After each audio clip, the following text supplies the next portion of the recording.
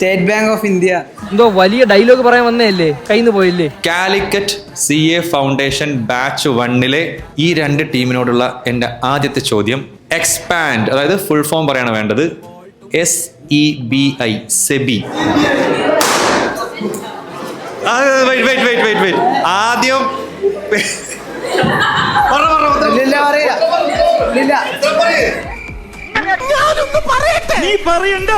State bank of India.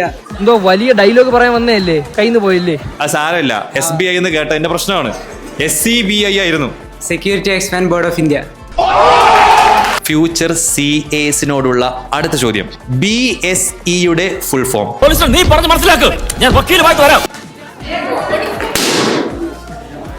അത് വേണമെങ്കിൽ എടുത്ത് കയ്യിൽ വെച്ചോ. Bombay stock exchange of India. ഇൻവെസ്റ്റിംഗുമായി ബന്ധപ്പെട്ട ROI എന്ന 3 അക്ഷരങ്ങളുടെ എക്സ്പാൻഷൻ എന്താണ്? ROI.